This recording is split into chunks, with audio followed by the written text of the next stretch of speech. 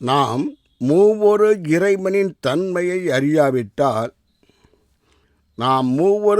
இறைவனின் தன்மையை அறியாவிட்டால் நமக்கு கிறிஸ்தவத்தின் முழு உண்மையும் தெரியாது. நாம் மூவொரு இறைவனின் தன்மையை அறியாவிட்டால் நமக்கு கிறிஸ்தவத்தின் முழு உண்மையும் தெரியாது. மூவொரு இறைவனுக்கு தலையாய் இருப்பவர்தான் தந்தை இறைவன்.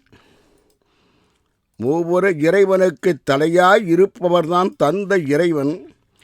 அந்த இறைவனின் மகனான திருச்சுதன்தான் உலகை மீட்க வந்த இறைவன். மூவொரு இறைவனுக்கு தலையாய் இருப்பவர்தான் தந்தை இறைவன். அந்த இறைவனின் மகனான திருச்சுதன்தான் உலகை மீட்க வந்த இறைவன். இதில் தூய ஆவிதான் திருச்சுதனுக்கும் சாட்சி கூறும் இறைவன். இதில் தூய ஆவிதான் திருச்சுதனுக்கு சாட்சி கூறும் இறைவன்.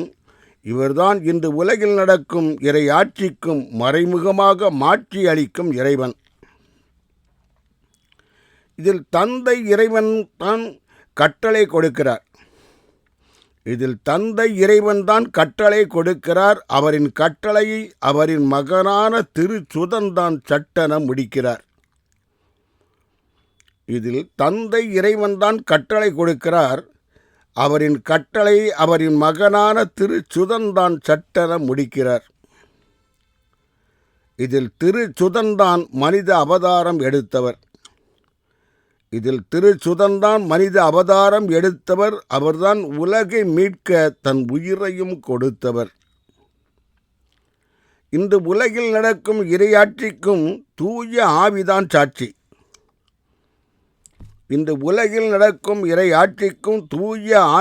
சாட்சி. இந்த தூய ஆவி வெண்புறா வடிவிலும் தருவார் காட்சி. இந்த உலகில் நடக்கும் இறையாட்சிக்கும் தூய ஆவிதான் சாட்சி.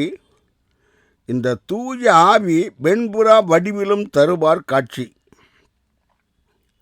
இந்த தூய ஆவியை வெண்புறா வடிவில் கண்டதற்கு திருமுழுக்கு யோவானும் ஒரு சாட்சி. இந்த தூய ஆவியை வெண்புறா வடிவில் கண்டதற்கு திருமுழுக்கு யோவானும் ஒரு சாட்சி. இயேசு திருமுழுக்கு பெற்றவன்தான் தொடங்கியது அவரின் ஆட்சி. அதற்கு முன் நேரடியாகவே நடந்தது தந்தை இறைவனின்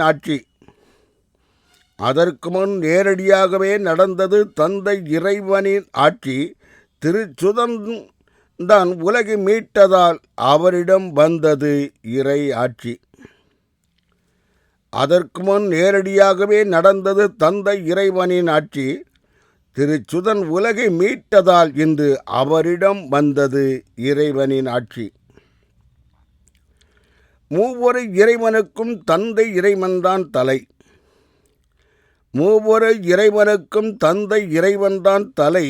ஆனால் உலகை மீட்பதற்கு கடவுளின் மகனான திருச்சுதன்தான் தந்தார் விலை.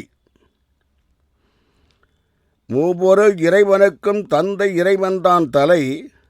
ஆனால் உலகை மீட்பதற்கு கடவுளின் மகனான திருச்சுதன்தான் தந்தார் விலை.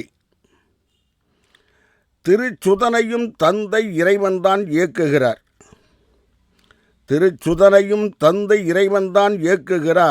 அவரையும் திருச்சுதன்தான் இறை திட்டத்திற்கு ஏற்ப பழக்குகிறார். திருச்சுதனையும் தந்தை இறைவன்தான் இயக்குகிறார். அவரையும் தூய ஆவிதான் இறை திட்டத்திற்கு ஏற்ப பழக்குகிறார். இதுவல்லாமல் வானுலகில் கடவுளின் சேனையும் உண்டு.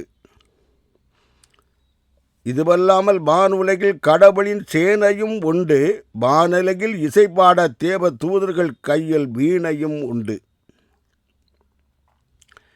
இதுவல்லாமல் வானுலகில் கடவுளின் சேனையும் உண்டு. வானுலகில் இசைப்பாட தூதர்கள் கையில் வீணையும் உண்டு. மூவொரு இறைவனின் வான் சேனைகளின் தளபதிகளும்